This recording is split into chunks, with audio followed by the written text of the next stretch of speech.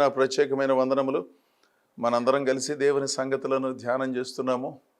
ఎందుకంటే మీకు దేవుని సంగతులు జ్ఞాపకం చేసినప్పుడు నేను కూడా జ్ఞాపకం చేయబడి జ్ఞానోదయాన్ని పొందుకుని దైవ సంబంధితమైన సేవలను మరింత నాణ్యంగా అందించాలని నేను ఆశిస్తున్నాను.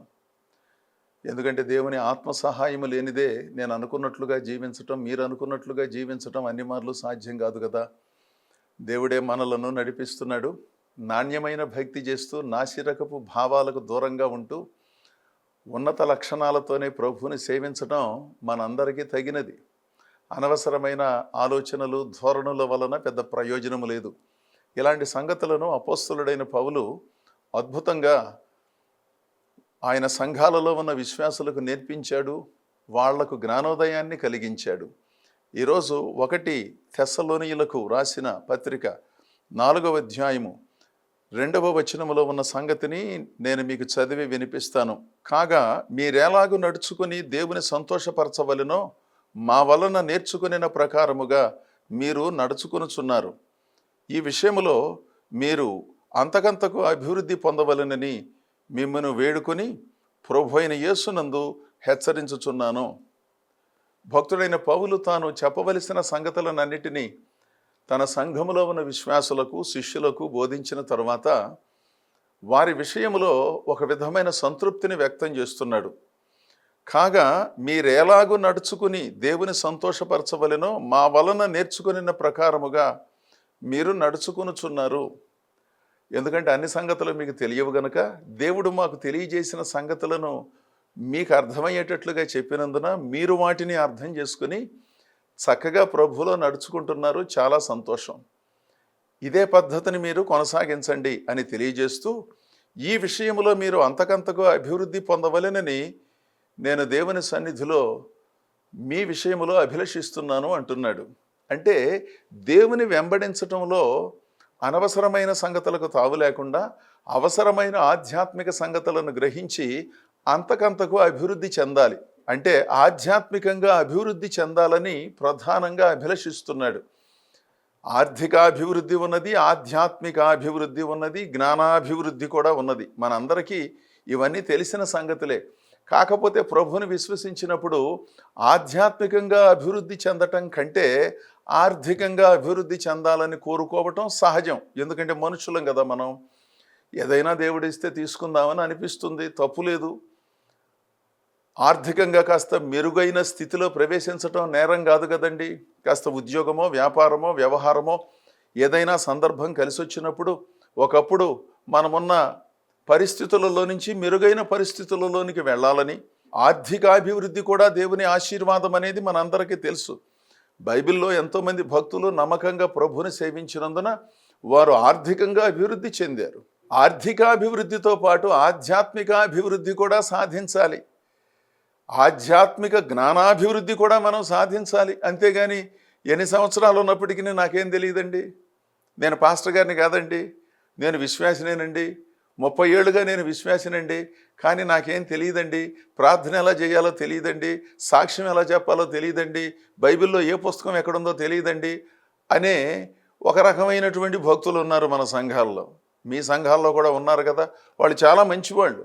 ఒకవేళ వాళ్ళకి నిజంగా చదువు రానందున కొన్ని సంగతులు తెలియకపోవటం మనం ఏం చేయలేం. కానీ చదువు వచ్చినప్పటికీ చాలా సంగతులు విశ్లేషించి మాట్లాడగలిగినప్పటికీ వాళ్ళ గురించి వీళ్ళ గురించి అద్భుతమైన విశ్లేషణ ఉన్నప్పటికీ మౌలికమైన దేవుని సంగతులను పట్టించుకోకుండా దేవునిలో అభివృద్ధి చెందకుండా మామూలు విశ్వాసంతో మామూలు విశ్వాసులుగానే పరిగణించబడుతున్నారు.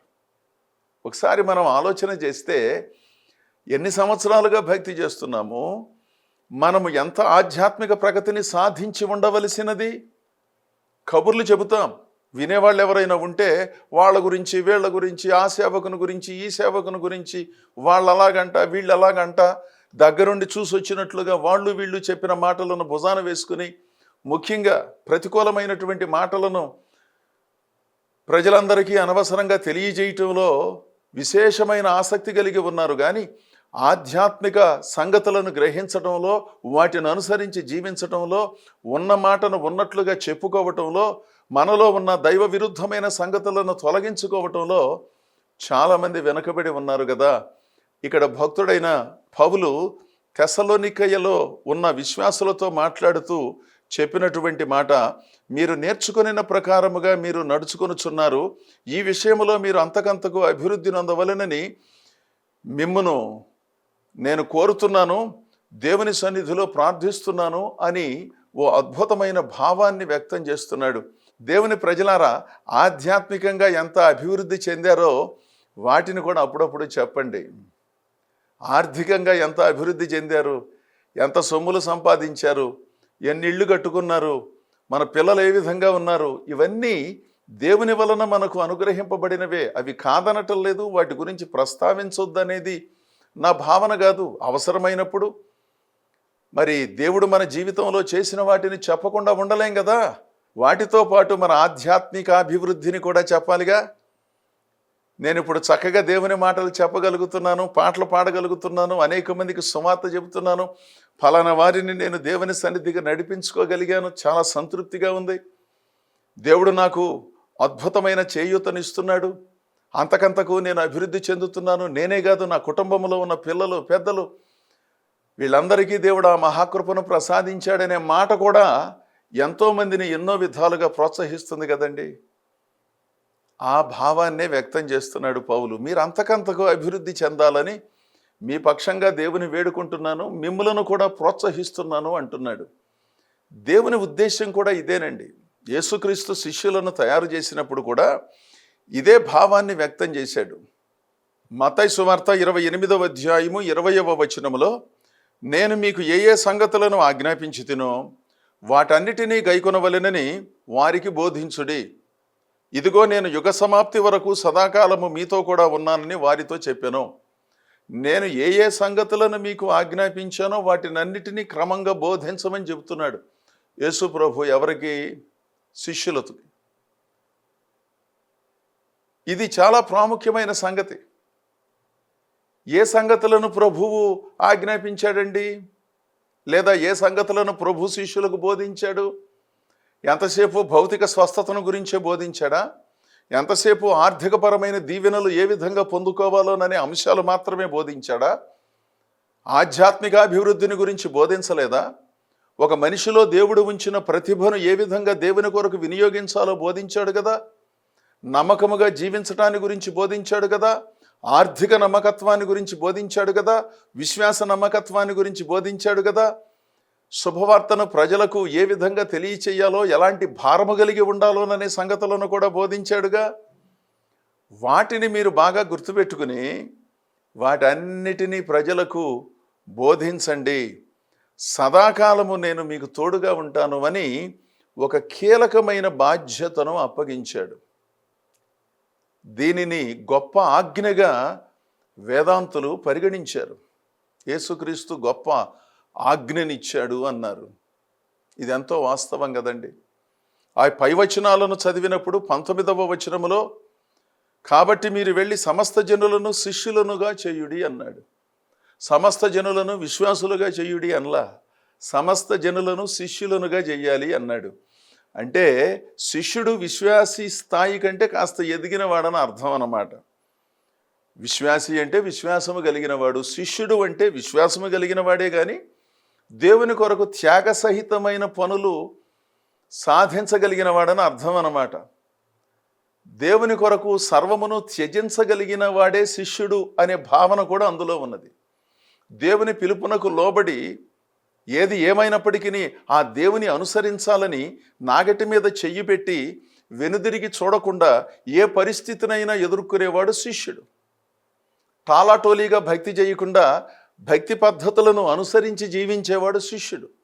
సమస్త జనులను శిష్యులుగా చేయమన్నాడు. మనం సమస్త జనులను విశ్వాసులుగా చేయటానికి నడుంగట్టుకుని రకరకాలైన కార్యక్రమాలను చేస్తున్నాం, అవునా కదా? సర్లేండి, వారు విశ్వాసులుగా మారిన తర్వాత శిష్యులుగా మారటానికి కావలసిన బోధలు మన దగ్గర ఉండాలిగా. ఎంతసేపు భౌతిక సంబంధమైన సంగతులకే పరిమితం చేసిన బోధలతో మనం సరిపెట్టుకుంటే ఒక విశ్వాసి శిష్యుని స్థాయికి ఏ విధంగా ఎదుగుతాడు? ఒక సేవకుని స్థాయికి ఏ విధంగా ఎదుగుతాడండి? ఈ సంగతులు కూడా మనం ఆలోచించాలి. ఇవేమీ లేకుండాను దేవుడు నాకు విస్తృతమైన సేవా దర్శనం ఇచ్చాడు. మంచిదే. విస్తృతమైన సేవా దర్శనంలో ప్రజలను విశ్వాసుల స్థాయిలో నుంచి శిష్యుల స్థాయిలోనికి పెంచమనే విభాగము కూడా ఉన్నదనే సంగతిని గుర్తించాలి. ఓ మనిషి జీవితాన్ని నిర్మించడం చాలా కష్టమండి. మందిరాలను కట్టడం కష్టమైనప్పటికీ కాస్త ఆర్థికంగా మనకు చేయూతనిచ్చేవారు ఉంటే కట్టడం కాస్త సులువే, కానీ జీవితాలను కట్టడం చాలా కష్టం కదండి. మందిరాలను కట్టినంత సులువుగా జీవితాలను కట్టలేం కదండి, కుటుంబాలను కట్టలేం కదండి. ఎంతో ప్రయాసపడాలి, ఎన్నో ఆధ్యాత్మిక జీవన సూత్రాలను నేర్పించాలి. పట్టుదలను, విశ్వాసమును, త్యాగమును, మంచితనమును, సమయస్ఫూర్తిని వీటన్నిటినీ వారికి నేర్పించి ఓ శిష్యుని తయారు చేస్తే వాళ్ళండి భూమిని తల్లకిందులు చేసేది. యేసు ప్రభు కేవలం 3.5 సంవత్సరాలలోనే అద్భుతంగా 12 మంది శిష్యులను తయారు చేసి ఇంత పెద్ద ప్రపంచానికి దీవెనగా అనుగ్రహించాడు. వారు వెళ్ళిన ప్రతి చోట పరిశుద్ధాత్మ ప్రభావము చేత నడిపించబడి సమయానుకూలమైన మాటలు చెప్పి అద్భుతమైన కార్యక్రమాలు జరిగించారు. అపోస్తలుల కార్యములు పుస్తకాన్ని చదివినప్పుడు మనందరం గ్రహిస్తాం కదా, వాళ్ళు పెద్ద పెద్ద చదువులు చదువుకున్న వాళ్ళు కాదు, పండితులు కాదు, మేధావులు అంతకంటే కాదు, సామాన్యులను సామర్థ్యము కలిగిన వారుగా తీర్చిదిద్ది పండితులను పల్టీలు కొట్టించగలిగిన మహా గొప్ప సామర్థ్యాన్ని ప్రసాదించి ఈ భూలోకానికి పంపించాడు కదా. వాళ్ళ దగ్గర నుంచినేగా మనందరికీ సువార్త అందింది. అందుకని దేవుని ప్రజలారా, దేవుని ఆలోచన చొప్పున మీరు నేను నడుచుకుంటే శిష్యులను తయారు చేయటం సులభం అవుతుందండి. లేకపోతే విశ్వాసులను, అభిమానులను తయారు చేసుకుంటూ వాళ్ళను చూచి మనం సంతోషిస్తున్నాం. ఓ మనిషికి సువార్తను ఉన్నది ఉన్నట్లుగా స్పష్టంగా చెప్పి ఆ మనిషిని ప్రభు సన్నిధికి నడిపించగలిగిన వాడే శిష్యుని స్థాయికి ఎదిగిన వాడని మనం చెప్పుకోవచ్చు. సర్వలోకమునకు వెళ్ళి సర్వ సృష్టికి సువార్తను ప్రకటించి సమస్తమైన వారిని శిష్యులనుగా చెయ్యండి అన్నాడు. ఆ భావాన్ని మనం అర్థం చేసుకోవలసినంత ఎక్కువగా అర్థం చేసుకోలేదు కదా. నేను చెప్పిన వాటిని వారికి బోధించండి, యుగ సమాప్తి వరకు నేను మీకు తోడుగా ఉన్నాను అని చెప్పాడు. ఎన్నో అవరోధాలు, ఎన్నో ప్రతికూలతలు సేవలో వస్తాయి, పోతాయి. కొన్నిసార్లు ఉన్నమాట ఉన్నట్లుగా చెప్పాలంటే మన తెలివి తక్కువ పనుల వలన, మన తెలివి తక్కువ మాటల వలన, ఎవరు చెప్పినా వినకుండా నాకు అన్నీ తెలుసనే ఓ రకమైనటువంటి మానసిక స్థితి వలన ఎన్నో ఇబ్బందులను కొని తెచ్చుకునే వాళ్ళు ఉన్నారు. అనవసరమైనటువంటి సంగతులకు అధిక ప్రాధాన్యతనివ్వటం, ఏ సంగతులు ఏ స్థాయిలో చెప్పాలోననే సంగతి తెలుసుకోకుండాను ఏదో ఒక విధంగా దేవుని పేరుతో ఆధ్యాత్మిక కాలక్షేపం జరిగించే విధంగా నడుచుకోవటం, తద్వారా ఎదురయ్యే ప్రతికూల పరిస్థితులలో ఎన్నో శోధనలను ఎదుర్కొంటున్నాను, ఎన్నో బాధలను, ఎన్నో అవమానాలను, ఎన్నో నిందలను ఎదుర్కొంటున్నానని వాళ్ళపైన వాళ్ళు దయ చూపించుకోవటం, కొంతమంది ప్రజలు అయ్యో భలే పని జరిగింది అనటం, ఇవన్నీ కూడా ప్రతి మనిషికి జరుగుతున్నాయి. కాకపోతే కొంతమంది దైవ సంబంధితమైన సంగతులను ప్రక్కన పెట్టి వారి వ్యక్తిగతమైన ఆలోచనలు ఎక్కువగా చెప్పినందున వాటిని ఎదుర్కోవలసి వస్తుంది. ప్రజలు కొన్ని సంగతులను అర్థం చేసుకోలేని మాట నిజమే, కానీ అంత అమాయకులైనటువంటి ప్రజలు ఉన్నారని కూడా మనం భావించడానికి వీల్లేదు. అన్నిసార్లు ప్రజలు నిందించారని అనుకోవటానికి కూడా వీల్లేదు. నిందించడానికి ఆస్కారమైన పనులు చేయటానికి గురించి ఆలోచించకుండాను వాళ్ళు వీళ్ళు అలా అన్నారు ఇలా అన్నారని అనటం ఏమిటండి? అనే పరిస్థితులు కల్పించబడిన విధానాన్ని సవరించుకోవాలనే ఆలోచన లేదా? అది కూడా ప్రాముఖ్యం కదా. అది నాకైనా మీకైనా ఎవరికైనానో వాస్తవాలను మనం మాట్లాడుకోవద్దా? ఉన్నమాట ఉన్నట్లుగా మాట్లాడుకోవటం ఆధ్యాత్మికం అండి. మాట్లాడుకోవటమే కాదు, వాటిని సవరించుకుని మెరుగైన స్థితిని సాధించడం అది ఉన్నతమైన లక్షణం. గొప్ప సంస్కారాలు మాత్రమే ఇలాంటి వాటిని జరిగిస్తారు కదా. మానసిక సంస్కారము, ఆధ్యాత్మిక సంస్కారము, భౌతిక సంస్కారము మనకెంతో అవసరం అండి. దేవుని ప్రజలారా, మనందరం నేర్చుకోవలసిన సంగతులు ఉన్నాయి. నేర్చుకుంటూ నేర్పించే సంగతులు ఉన్నాయి. నేను సర్వము గ్రహించిన వాడను కాదు. నేర్చుకుంటూ నేర్పించే పద్ధతినే నేను అనుసరిస్తున్నాను. నా జీవితం అంతా ఇదే పద్ధతిలో కొనసాగుతుందని నేను భావిస్తున్నాను.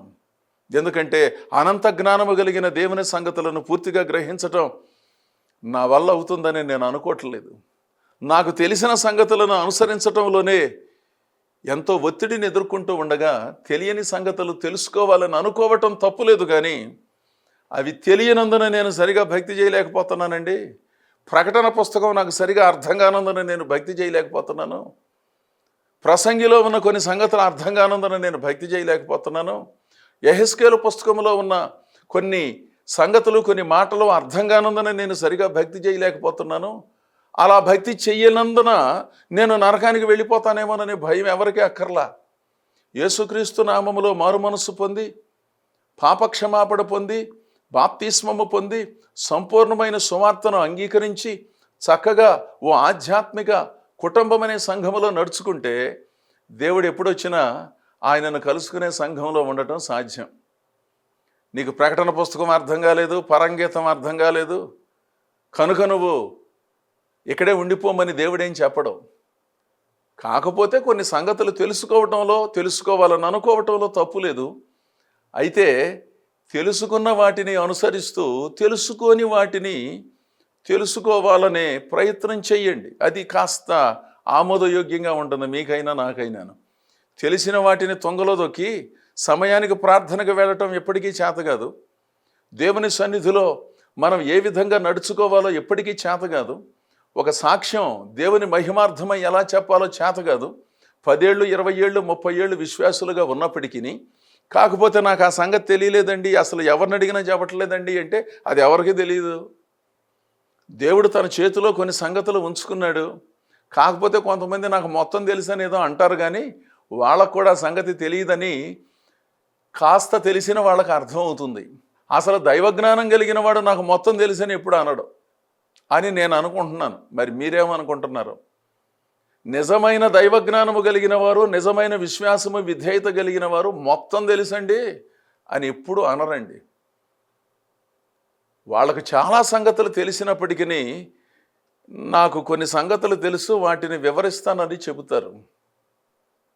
దేవుని ప్రజలారా, దేవుడు మనకు అనుగ్రహించిన ఆ ఆలోచనల వెలుగులో అంతకంతకు అభివృద్ధి చెందుతూ దైవ సంబంధితమైన కార్యక్రమాలను మనందరం నిబద్ధతతో కొనసాగించాలి.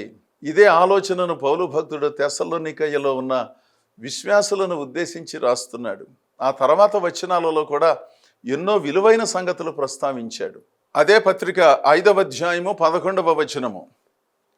కాబట్టి మీరిప్పుడు చేయుచున్నట్టుగానే ఒకరినొకడు ఆదరించి ఒకనికి ఒకడు క్షేమాభివృద్ధి కలుగచేయుడి. ఆ పై వచనాలలో కూడా చాలా సంగతులు ప్రస్తావించబడ్డాయి. వాటన్నిటిని చదవటానికి అన్నిసార్లు సమయం లేదు. మీరు వెలుగు సంబంధుల వలె ఉండండి, చీకటి సంబంధులుగా ఉండమాకండి. ఇదంతా కూడా అలంకార భాష. వెలుగు సంబంధులు ఏంటండి అంటే కాస్త పరిశుద్ధంగా ఉండండి, అపరిశుద్ధమైన దైవ విరుద్ధమైన కార్యక్రమాలకు పాల్పడమాకండి అనే భావాన్ని పరోక్షంగా భక్తుడైన పౌలు విశ్వాసులైన వారికి, ప్రపంచంలో ఉన్న మనబోటి వాళ్లకు తెలియజేస్తున్నాడు. ఒకరినొకడు ఆదరించి ఒకరికొకడు క్షేమాభివృద్ధిని కలగజేసుకోండి, మంచి జీవన గుణ లక్షణాలు కలిగి ఉండండి అని చెబుతున్నాడు అన్నమాట. దేవుని ప్రజలు ఎప్పుడూ కూడానండి అనవసరమైన ఒత్తిడికి గురిగారు. అవసరమైన ఒత్తిడి ఒకటి ఉన్నది. అదే దేవుని సేవను జరిగించాలి, అనేక మందికి సువార్తను చెప్పాలి, ప్రజల జీవితాలను దైవికంగా నిర్మాణాత్మకంగా వారిని ప్రభువులో నడిపించాలి. ఇలాంటి భారముతో, ఇలాంటి ఒత్తిడితో చాలామంది దైవ సేవకులు ఉన్నారు, వారిని వెంబడించే విశ్వాసులు ఉన్నారు. వాళ్ళను మినహాయిస్తే అనవసరమైన ఒత్తిడికి గురవుతున్నారు చాలామంది. అనవసరమైన ఒత్తిడి అంటే ఏంటండి? వాళ్ళను చూసి వాళ్ళులాగా నేను ఉండాలి, వాళ్ళులాగా నేను దేవుని సేవ చేయాలి, వాళ్ళలాగా నేను బోధించాలి, వాళ్ళలాగా నేను పాటలు పాడాలి. ఇలా కొంతమంది విచిత్రంగా ప్రేరేపించబడుతున్నారు. ప్రోత్సహించబడటం తప్పులేదు. వాళ్ళు గొప్ప సేవ చేస్తున్నారండి, నేను కూడా మా ప్రాంతంలో కాస్త నాణ్యమైన సేవ చేస్తానని అనుకోవటం తప్పులేదు. కానీ ఉన్నది ఉన్నట్లుగా అదే పద్ధతిని అనుసరిస్తూ అదో రకమైనటువంటి భావనలో పోటీ పడుతూ అనవసరమైన ఒత్తిడికి లోనవుతూ దైవ సంబంధితమైన సంగతులకు విరుద్ధంగా వ్యవహారం చేస్తూ ఉంటారు. అసలు బైబిల్లో ఎన్నో సంగతులు ఉన్నాయి కదండి, వాటి గురించి ప్రస్తావన లేకుండాను అనవసరమైన వాటికి అధిక ప్రాధాన్యత, భౌతిక సంబంధమైన సంగతులకు అధిక ప్రాధాన్యత. ప్రజలు కూడా అలాగే ఉన్నారు. ఎంతసేపు శరీరంలో ఉన్నటువంటి నొప్పులను తగ్గించుకోవటానికే ఈ ప్రభు పనికొస్తాడు, అంతకంటే ఇంకా ఎక్కువ ఆధ్యాత్మిక ప్రయోజనం మనకేమీ కలగదన్నట్లుగా వాళ్ళు ఆలోచిస్తున్నారు, అలాంటి బోధలే వింటున్నారు. అంతకంటే మెరుగైన స్థితిని సాధించాలనే ఆలోచనే లేదు. ఎంతసేపు ఆ నొప్పిని ఈ నొప్పిని తగ్గించుకోవటం తప్ప ఆధ్యాత్మికంగా క్షేమాభివృద్ధిని కలగజేయాలనే ఆలోచన లేకపోవటం, ఆ దిశగా కృషి చెయ్యకపోవటం, ఆ దిశగా సమావేశాలు నిర్వహించుకోకపోవటం కొంత పరిశీలించవలసిన అంశం కదా. ఎవరైనా కాస్త విశ్లేషించి అది పద్ధతి కాదు ఇది పద్ధతి కాదని చెబితే గిట్టక విమర్శిస్తున్నారండి అంటారు. విమర్శ కాదు, విశ్లేషణ. అసలు ఎవరో ఏమీ మాట్లాడకూడదు, అన్ని సంగతులు మాకు తెలుసన్నట్లుగా భావిస్తున్నారా? అదేమంటే దేవుడు మాతో చెప్పాడు, పరిశుద్ధాత్ముడు మాతో చెప్పాడనే భావనతో ఇతరుల నోళ్లను మూయించి వ్యక్తిగత అభిప్రాయాలను, వ్యక్తిగత స్వార్థ ప్రయోజనముతో కూడిన భక్తిని ఎవరూ జరిగించడానికి వీల్లేదండి. పరస్పరము ఒకరికి ఒకరు క్షేమాభివృద్ధిని కలగజేసుకోండి. నేను ఇంతకుముందు ప్రస్తావించిన సంగతులు వెలుగు సంబంధుల వలె నడుచుకోండి. ఆధ్యాత్మికంగా సంఘములో బోధించవలసినటువంటి వాటిని గమనించండి. పద్ధతిని, సంస్కారమును, నిబద్ధతను కలిగి ఉండండి. ఈ సంగతులను తెలియజేస్తూ మీరిప్పుడు ఎలా ఉన్నారో అలాగే కొనసాగండి. క్షేమాభివృద్ధిలో మీరందరూ కాస్త ప్రశాంతంగా జీవించండి అని చక్కని సూచనలను ఇస్తున్నాడు. దేవుని ప్రజలారా, మనందరం కొన్ని సంగతులు నేర్చుకుని ఒకవేళ ఇప్పటికే మనం గ్రహించినట్లయితే వాటిని మరోసారి నెమరు వేసుకుని దైవ సంబంధమైనటువంటి వాటిని మనం తప్పనిసరిగా పాటించాలి. మీరెలాగో నేర్చుకున్నారో, మీరు ఎలాంటి సంగతులు విన్నారో వాటి ప్రకారము మీరు జీవిస్తూ అంతకంతకు అభివృద్ధి చెంది ఆధ్యాత్మికంగా అనేక మందిని దీవించండి అని చెబుతున్నాడు. శారీరక స్వస్థతను, మనస్సులో నెమ్మదిని, ఆధ్యాత్మిక చైతన్యమును అన్ని విధములుగా పొందుకుంటూ ఆర్థిక, ఆధ్యాత్మిక జ్ఞాన దీవెనలలో అభివృద్ధి చెంది మహోన్నతమైన భక్తి విధానాన్ని మనందరం పాటించి ముందుకు సాగాలి. అప్పుడు దేవుడు అన్ని విధములైన ప్రయోజనములను మనకు అనుగ్రహించి మనలను నడిపిస్తాడు. దేవుడు మిమ్మలను, మీ కుటుంబాలను బహుగా దీవించునుగాక. ఆమేన్.